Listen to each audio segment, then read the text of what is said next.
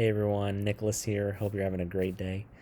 I wanted to talk to you guys about three different categories that you need to be aware of as a first time home buyer in regards to expenses. Buying a house is comes with its upfront costs. A lot different than renting. Comes with its upfront costs, but over time, in general, usually owning a home helps build wealth and has better return on investment. Not a guarantee, but most of the time it does. So usually it's better return on investment than renting. But it comes with some upfront costs that you need to be aware of as a first time home buyer when you're buying your first home. So I like to divide these things out into three different categories. One category is your down payment money. So whenever you get a loan, let's say you get a loan for $100,000, the bank is not going to, or I'm sorry, let's say there's a house for $100,000. That's the purchase price. The bank most of the time is not going to loan you a loan for $100,000 straight. They want to see that you have some financial skin in the game and that you have brought some money to the table. Typically, as a first-time home buyer, there are maybe some very interesting programs that all allow you to put 2.5% down, 5% down, 3% down, things like that. So they're saying, okay, well the home is valued at 100,000, but we're going to loan you 97,000. So we're going to loan you 97,000. You need to bring 3,000 to the table. So that's called a down payment. You need to have a down payment. So you can qualify for this loan, but we're not going to give you 100%. We're going to give you 97% of it. So that's category one. Category number two, you need to have some money for an inspection and appraisal. Now, when you're buying buying a home, especially your first home, I always recommend an inspection. You should get an inspection. Inspections are usually somewhere between $300 to $1,000. Depends on how much you want to get for an inspection. Depends on what type of inspection you want to get. If you get sort of your standard base inspection, that's usually somewhere between 300 and 500. There's all kinds of different add-ons you can get, like you can get a radon inspection. If you don't know what that is, you can Google that. I can make a video about it as well. You could also get like a well water inspection if your property's a little bit out in the country, it's not on city water or city sewer, or you get a septic inspection as well. Some of those add-ons will be a little bit more expensive. They're gonna you can buy that a la carte, and add on to that. But you should have somewhere between 300 and 1,000 for an inspection, and then you should have money for an appraisal as well. So an appraisal is when the bank has an independent person that's not on the buyer side, not on the seller side. They come out and they assess the value of the home. They do some research. They do a lot of comparing the home you're buying to other homes, and they say, on an independent level, what is this home worth? And essentially, the bank is not going to lend you more money than what that actually than the appraisal amount, because then the bank would not make a it's more riskier to do that. But they're going to hire an appraisal. You're going to pay for that appraisal. That's going to be a part of the cost that you need to bring to the table. And then finally is going to be closing costs.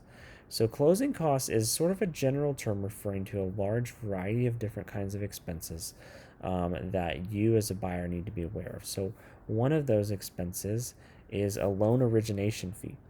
Your lender can tell you more about this, but typically what will happen is there is a loan origination fee, usually around 1% of the loan. So let's say you're getting a $100,000 loan. Usually a loan origination fee is maybe around $1,000, and that's gonna basically gonna be a fee for the cost of actually acquiring the loan. The lender can tell you more about that. I like to be very cognizant of where my expertise ends and where the lender's expertise starts. So I'll stop there, but sometimes it's a loan origination fee. And then you've got your closing costs. Like when I say closing, what I mean is you need to, in order to transfer the ownership of the current owner, in order to you as the buyer, what you need to do is you need to do all of that paperwork, all the documentation of that at something called a title company. So when I say title company, what I mean specifically is um, think about it the title as the title like you would have the title of a car. So essentially, that is you saying, I am the owners of this house.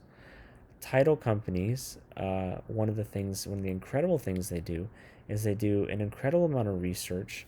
And what they do is they develop a history of the ownership of your home.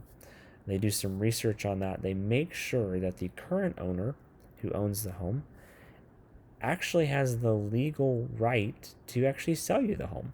That would be good. You know, you don't want to buy a home. If you bought a home from someone who didn't have the legal right to sell it to you, that would be a problem.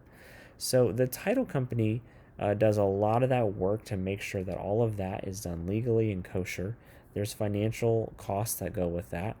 Usually, I like to say that a safe number is usually around closing costs will be about 1.5% of the cost of the home.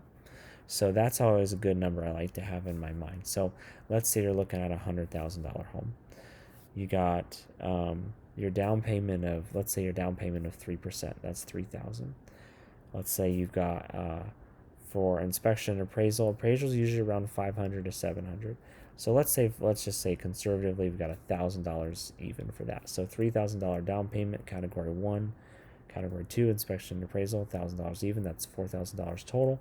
And then let's add another 1,500 on for closing costs just to be safe. And that's about $5,500. You might need less than that. That's just a round number, so don't take my word for that right here in this exact moment of that exact number, because there's different lenders have different costs, different title companies have different costs. Those are all things you can shop around for as a buyer, but in general, you want to have a fair amount of funds saved up for the purchase of your home. Now, one of the things that we can do, which I love doing, is especially if you're a first-time home buyer, we can ask for the seller to pay your closing costs, which actually takes the amount that you have to bring to the table, makes it a lot less, makes it a lot easier. So I've worked with a lot of buyers who do that, and it makes it a whole lot easier to buy your first home, and a lot more makes the acquiring of that first home a lot more doable for you. So hopefully that helps. This one's a little bit of a longer video because the financial piece of things is very important as you prepare to buy your first home. So have a wonderful day, and talk to you later.